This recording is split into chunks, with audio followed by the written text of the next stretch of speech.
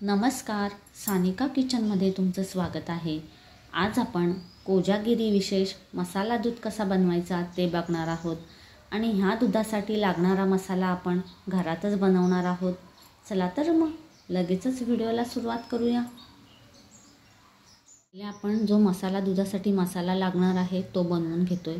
त्यासाठी इथे मी गॅसवर भांडं ठेवले, त्याच्यामध्ये मी 5 ते 6 काजू, 5 ते 6 बदाम, 5 ते 6 पिस्ते घातले आणि आपल्याला 2 हिरवी वेलची घालायची।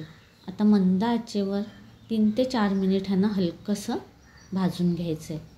हे बघा 3 ते 4 मिनिट मी ह्यांना मंद आचेवर अगदी हलकसं भाजून घेतलं। गॅस बंद करायचं आहे। आता गॅस बंद करून झाल्यानंतर आपल्याला ह्याच्यामध्ये 10 ते 12 केशरच्या काड्या घालायच्या आहेत आणि बघा एक छोटा तुकडा जायफळचा घालायचा आहे।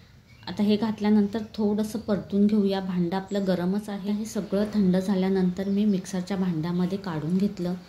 आता ह्यांना मिक्सरमधून चांगलं फिरवून घेऊया।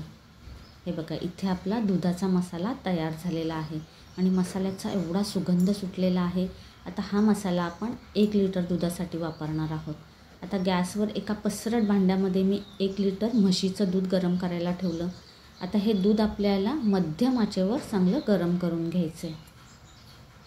हे बघा दुधाला चांगली उकळी आलेली आहे। आता आपल्याला काय करायचं आहे, मध्यम आचेवर हे दूध असं सतत ढवळत राहायचं आहे आणि 10 ते 12 मिनिट ह्याला आटवून घ्यायचं आहे। आता इथे आपण म्हशीचं दूध वापरलं आहे। म्हशीचं दूध बघा घट्ट असतं, ते आटवण्यासाठी जास्त वेळ लागत नाही। आता 10 ते 12 मिनिट मी ह्याला आटवून घेतलं आणि दूध बघा थोडंसं आटलेलं आहे आणि बऱ्यापैकी घट्ट झालेलं आहे। आता मसाला दुधासाठी दूध जास्त आटवण्याची गरज नाही आहे। आता इथे मी 1 लिटर दुधासाठी 120 ग्रॅम साखर वापरली आहे। आता साखरेचं प्रमाण तुम्ही तुमच्या आवडीप्रमाणे कमी जास्त करू शकता। आता ह्याच्यामध्ये आपल्याला तयार केलेला मसाला घालायचा आहे। आता इथे मी पाव चमचा हळद घेतली आहे। आता ही हळद मी ह्याच्यामध्ये घातली। चांगला रंग यावा दुधाला म्हणून आपल्याला ह्याच्यामध्ये हळद घालायची। आता हे सगळं मिक्स करून घ्यायचं आहे आणि परत आपल्याला मध्यम आचेवर 3 ते 4 मिनिट ह्याला सतत ढवळत राहायचं आहे।